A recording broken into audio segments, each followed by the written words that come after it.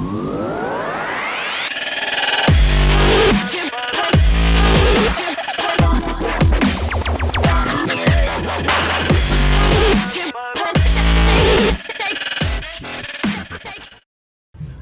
up, Rival Fanatics? It's Darkon, and I'm here with Heavy Arms, and this is the Meta Report, where we talk about the theory and speculation of competitive Rival. And what was released early, that did not come out in early January, is the brand new Overwatch Rival Blasters. And I've got McCree's Peacekeeper right here. So we're going to talk about how these actually are going to change the metagame. So these got released early, and it's kind of interesting because some of these blasters are basically Chronos reshells, as we want to call them, where they're the same thing as a Chronos for all intents and purposes, but they have a little bit of different, I guess, aesthetics to them. So Diva's Light Pistol is the same thing as a Chronos, but it only holds 3 rounds, and Reaper's Blaster is pretty much the same thing as a Chronos as well, but it holds 8 rounds, and the prime on that is actually a pullback on the back, but it holds 8 rounds. It functions the same way as a Chronos. They all load in at the top.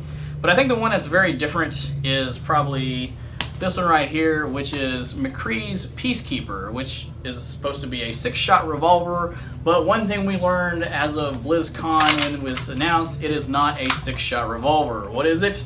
It is a single shot. It is a single shot. Now think about that. It's supposed to be a 6-shot revolver, and we effectively got a single shot Rival Blaster.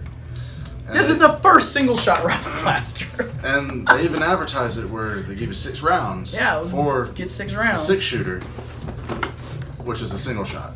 6 rounds, but it only shoots 1 shot. Now, I mean, I'm still not complaining, though, because, I mean, what you're getting by appearance, like, it's pretty good looking. Yeah, don't get me wrong. This definitely looks like McCree's Peacekeeper in the game. So the authenticity and the style look absolutely amazing. I'm not doubting that capability at all. I mean, it's not the same color, but, you know, because they have to make things non-standard colors to make sure that people don't assume this is a real gun. Right. They actually make sure it's a toy blaster. But anyway, it's a single shot, and I think a lot of us have been calling it basically the Rival Jolt at this point, because it's just like a Jolt with a single shot. So I guess let's talk about the McCree Peacekeeper first of all, and what do we think about this blaster? I mean, first of all, it only shoots 80 FPS, according to the box. We haven't really tested that, but most Rival blasters actually, whatever they have on the box, really does accurately reflect what the FPS rating is. So what do you think about this blaster in competitive Rival? How do you think it's going to compare? In competitive Rival, this is your dead man's bullet. You got 1 left, and if it's your last one, you're using it on yourself. You're using it on yourself. I think one of the other things is that, you know, if you compare these two, like if you compare this to a Chronos, because this is probably going to be the biggest thing, they're very similar in size, right? In fact, they basically fit in my holster almost exactly the same. But I think one of the things that I noted when I handed them to you the first time is that in terms of the weight between the Chronos and the Peacekeeper, what do we notice about that? So, whenever you're handling your Chronos, they did a really good job with the design, where this is very evenly distributed for the weight. You can get on target very quickly. It's the sliding reload. With the McCree blaster, he handed it to me and said, "You're not gonna believe this. Just like feel this out." Yeah. As soon as you grab it by the handle, I'm not sure if this is like a design flaw, or if this is them like being true to a revolver, because if you pick up a revolver, like this is how the weight's distributed on a revolver, but it's very front heavy. Like you pick it up and you start getting on target, you can feel all the weight down here to where you got to bring it up and like really adjust the front of it for getting on target. Right. Yeah, and I think that's one of the things. If you decide to use this and you're playing a long game, I can definitely see it being very wearing on your wrist over time because of how front heavy it is compared to the Chronos. I think one of the other things I noticed, and this could be me, I'll let you do that, is that because of the way the primes are, so this primes in the back. So this to me is a very easy prime because you have your hand here and then you're holding it down here. So because they're evenly distributed on top of one another, it's very easy to prime. This though, because your hand's back here and you're priming it up here, when you try to prime it back, you kind of have to really dig in to make sure it doesn't adjust your hand back when you're priming it up here. So I think that's one of the things that I also noticed was that I felt it was a little bit more difficult to prime. Also, I'm not exactly sure where the spring is in here. I would assume it's back here. But anyway, it seems to be a harder prime than the Chronos. So this seems to be a much heavier prime than the Chronos. I don't know if that's the case for you. This one seemed for me just really easy to use compared to the. Here's part of it, just going through the explanation of like why it's a harder prime. Yeah. Is that for this slide mechanic, you're pushing it back to the back of the gun, and you're gonna push forward from the back of the gun. So it's a pushing prime. Versus with the Chronos, it's a pulling prime. As you're pushing forward with your backhand, you're pulling backwards. Yeah. It's like your muscle groups involved in it are a lot more synergetic for priming this. Yeah. Yeah. So with a single shot, slightly harder to prime, front heavier blaster. I mean, I think it's definitely going to have its limited uses for anything. I know for us, we're going to use it as a single shot blaster for specific events that only let you use single shot blasters. Also, for some bragging rights of if you get someone with a McCree blaster. For bragging rights! It is fun. Like, we do have one player that goes to the events and he has his shaman sidearm to where if he has an opportunity to come up where he can shame somebody, he'll get them with that sidearm. Yeah, that's true. That's true. So, but in terms of competitive rival, with it being around high capacity, I can't see the McCree pistol really being effective. And even in using it as a secondary, to me, the Chronos right now is just still the dominant secondary of choice for anything with competitive rival for any sort of secondary type pistol. So, I mean, to me, the McCree is definitely more a cosplayer slash aesthetic or for the collectors. It's definitely not for the actual competition. Right. From what I'm seeing, So I mean, if we were going to put this, let's say theoretically we were going to use this in a competitive match, and you had to tier this blaster out, what tier level do you think it would actually fall under? I really would be generous and give it a D, just because it is still going to put a round downrange where you want to put it. Maybe not as far as the other blasters, but within its effective range, it is going to be where you want to put it. Right. Yeah. I'm going to call it a D as well. Because a single shot in a high capacity meta, you can't really. It's not going to be very effective because you're going to have to shoot that one round and slow rate of fire to reload it every single time. It's just not going to be effective. You're just going to get flanked and overwhelmed before you get a chance to even probably get off the second shot. And then how we've been doing the comparison side by side of the space that you're carrying the McCree is the space you're not carrying. Right. So that's the McCree Peacekeeper. We don't have a Diva pistol, but let's talk about the Diva Blaster real quick. It's basically a Chronos, but it's going to be 3 shots, and I don't remember what the FPS on it is. I think it may be 80, like the other ones. So if we had to talk about it, since it's basically the same thing as a Chronos, except for it's 3 shots, I can see this being used if it's roughly the same size, and for those people who, or even if it's a little smaller, who want something a little bit more slightly different. Now, without actually having one to be hands-on with, there may be some weight distribution that's a little bit different. The design of it might be a little bit more friendly to carrying it in certain ways that might be more competitive friendly, but without actually having a hands-on to experiment and kind of see how to carry it, I'd still have to say you're giving up 2 rounds. Yeah, I think you're giving up too many rounds too, so we'll see on that.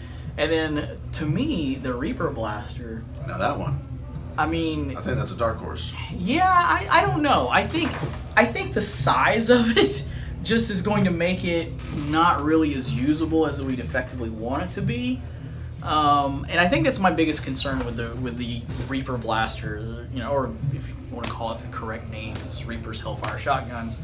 I think the size, and the reason why I say that is because I had high hopes for the Atlas before it ever came out. I had very high hopes for the Atlas. We can't talk about a shotgun without going back to the Atlas. And I had high hopes for it, but it is the biggest dud of any rival blaster I've ever seen. Not only because of the size, the inconsistencies of just the blaster as a whole. I think the Reaper Blaster is going to be consistent.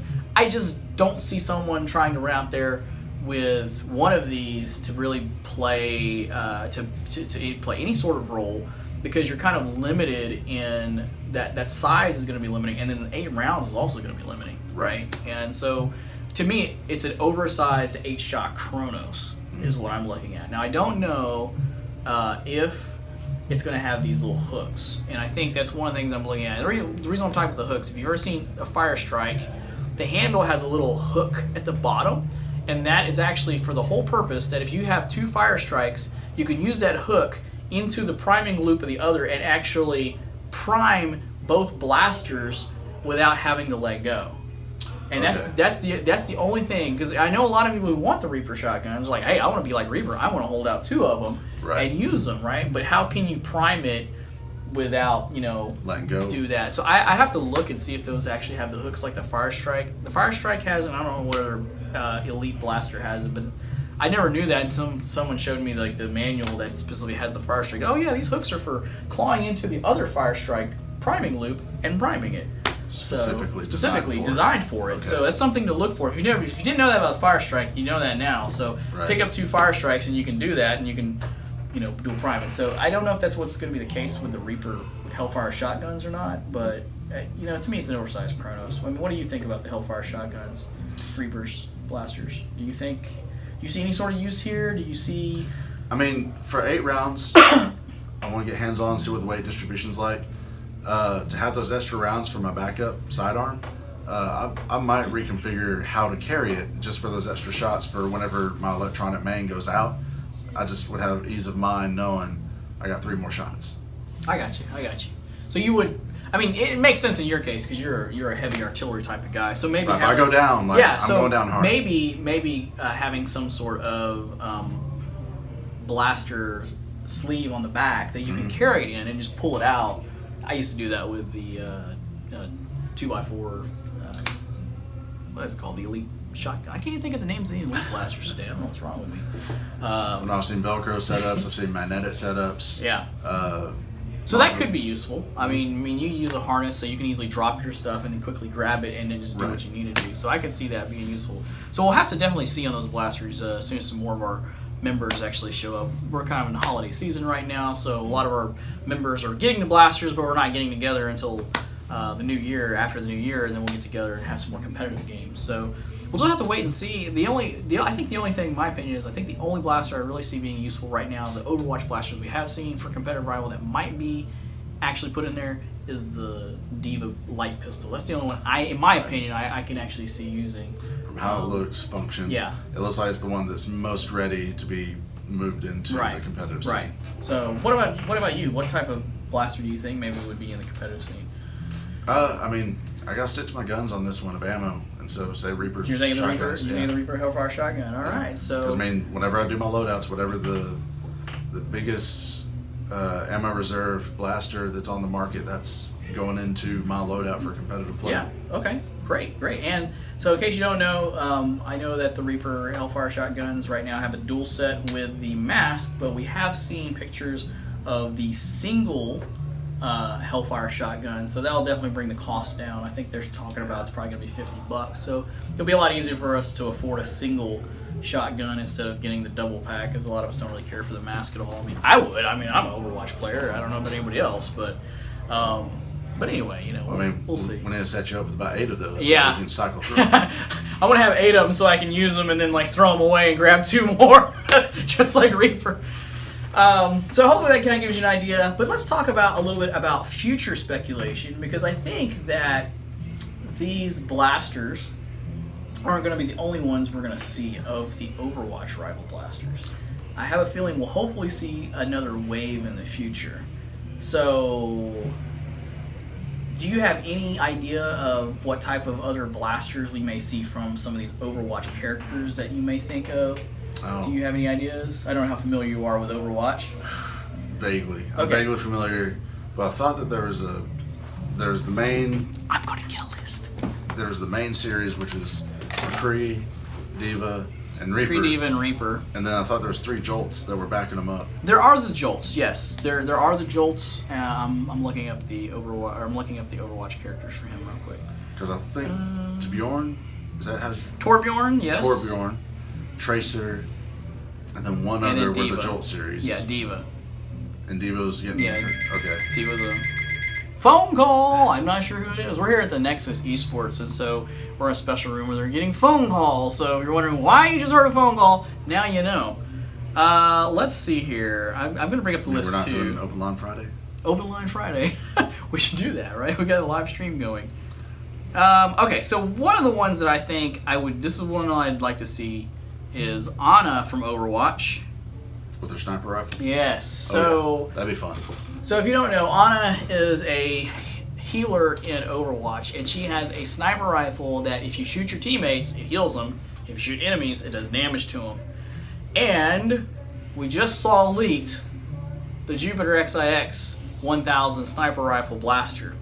So even if it doesn't perform like a true sniper, right?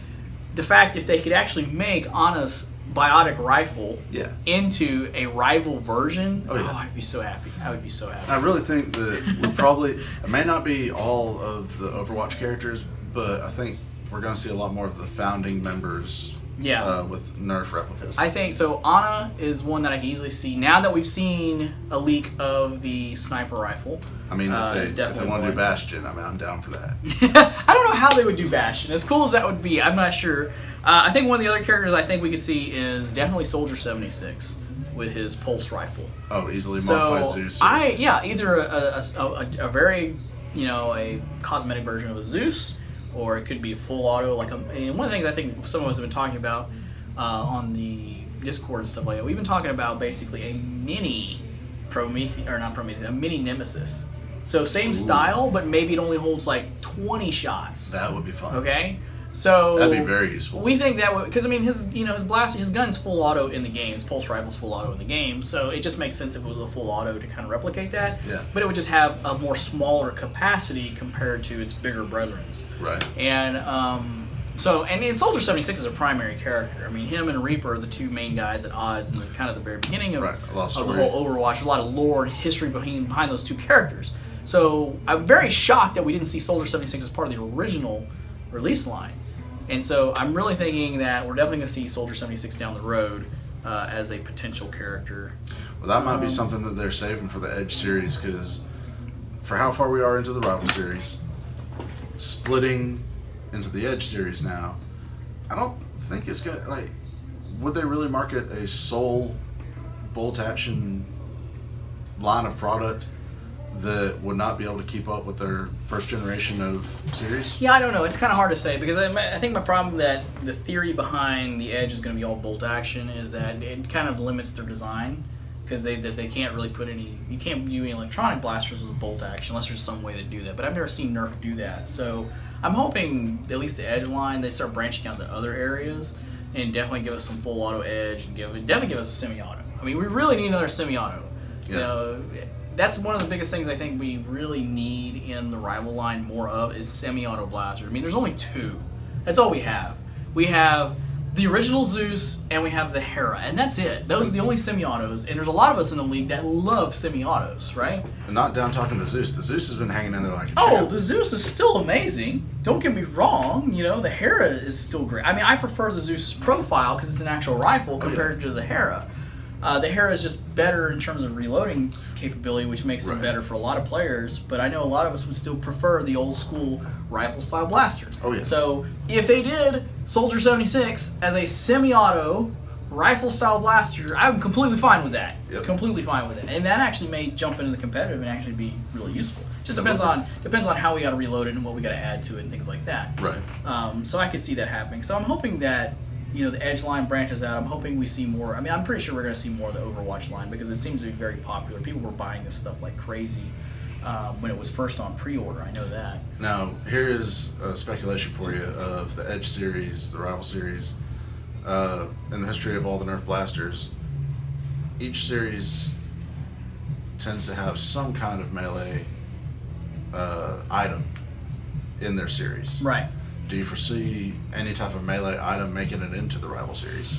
Just kind of, since we're touching on Overwatch, there's some characters that are not having bladed weapons. Yes. Just kind of making that leap. It's kind of hard to say. I think that I don't necessarily say I don't think necessarily we'll see a rival melee thing, but I do think maybe in the Overwatch line we'll probably see some sort of foam melee weapons. I mean, trust me, I would love to see a giant Reinhardt hammer and run around in our off season with a giant Reinhardt hammer trying to just hammer down somebody.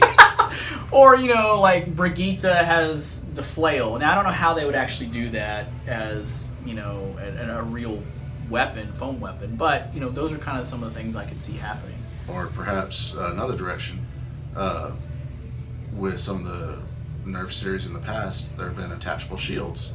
And some of the characters from Overwatch are like shield-based classes. Yeah. So any chance foresee anything like that making it into the Rival series? Yeah, I mean, I could definitely see Brigitte's shield making it because it's a smaller single size. I think Reinhardt's maybe a little bit difficult because of how massive, huge it is in the game. And so I can definitely see the sword and shields as part of the Overwatch line. That's kind of separate from Rival because we have the Rival Overwatch stuff, but like you said, we have the micro shot size, right, which shoots the regular darts. And so I can definitely see a melee line just made by Nerf focused on the Overwatch, since they do have the Overwatch brand. But there's other things that they could do. I mean, like Zenyatta, all right? He has all those orbs around him. He tosses those orbs. Well, how hard would it be to sell people a pack of foam orbs that they could just throw, okay? Well, there's the Nerf foam bombs for game type play. Yeah, for game types. But to me that would make sense. Zenyatta's Transcendence orbs. Well, here you go. Here's a whole pack of 10, and you could throw them. That's great marketing right there. That's great toy product. That's great to sell. So even something as oddballish as that, as a toy product, makes perfect sense when you're talking about the specific thing. And so, it's just a matter of wait and see. I think this is going to definitely be the first of the line of Overwatch stuff. But like I said, I don't. These are not going to be competitive in most cases, from what I can see in any way, shape, or form. I think these are really for the collectors and the cosplayers who really want to actually have these things. Yeah, definitely on that side of it, these 100%, you could put them on your costume as is, or slightly cosmetically alter them, and they'd be fantastic. Yeah, these things are replica perfect from what I can tell, since I play a lot of Overwatch. So, but anyway, we hope that gives you an idea on the speculation of the competitiveness of the Rival Blasters. We want to thank our friends at Nexus eSports for hosting us here today.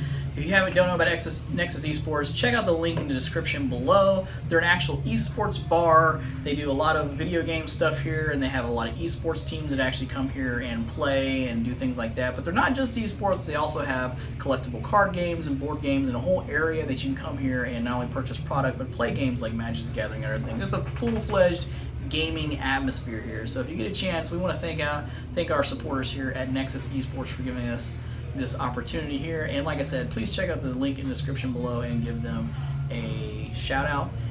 And with that said, this is Dark On and Heavy Arms signing out.